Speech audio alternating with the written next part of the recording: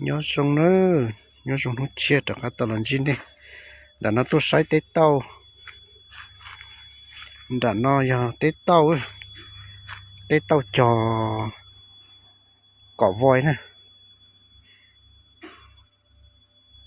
cỏ chít và cỏ voi nhé. Công trình nó làm đường, mở đường nhé,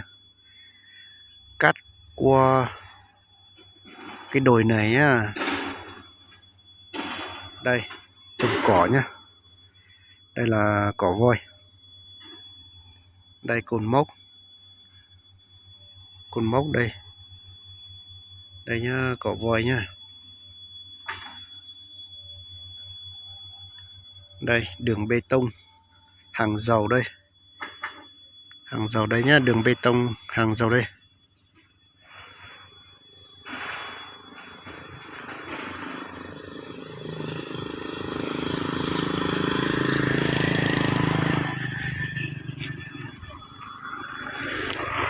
Một cái cầu móc ở dưới này đây nhá, trái trắng đây.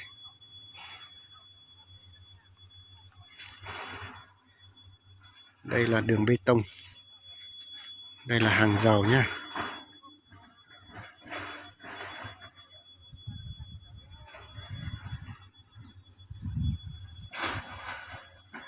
Máy xúc đang làm trên kia nhá.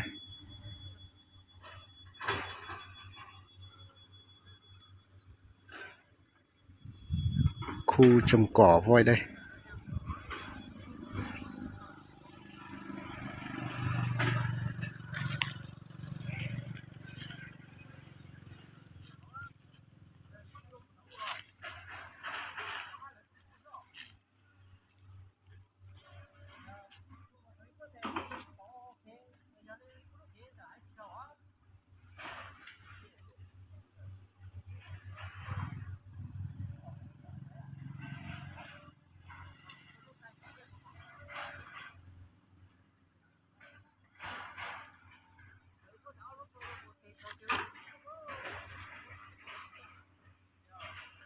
Nhớ dùng nó trả các tôi sai á tôi chỗ á đồ nè,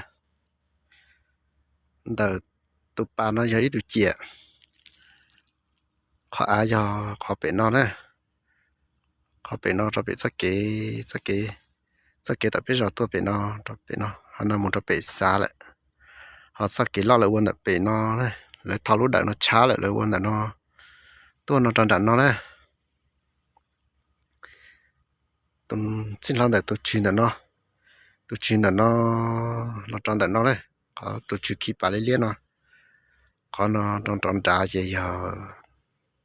tôi đã lâu lý nè. Bên chùa có nó ốp chân tàu chỉ nè để tôi bà lấy liên là nó cho bốn trả lúa bằng tông nhân ra để tôi chơi lấy liên này một chú là gì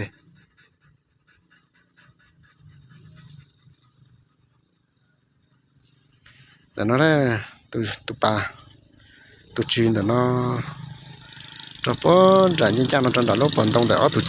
tôi chơi lúc bằng tông đấy, lúc bằng tông là lúc bằng tông tàu chỉ có chua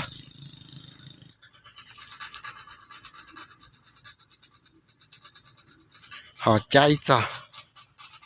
để cho lúa liên rồi đây lúc thấu ra đây là nó này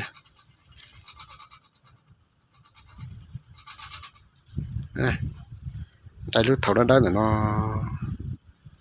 cha hậu lúc thấu bông nó đây nó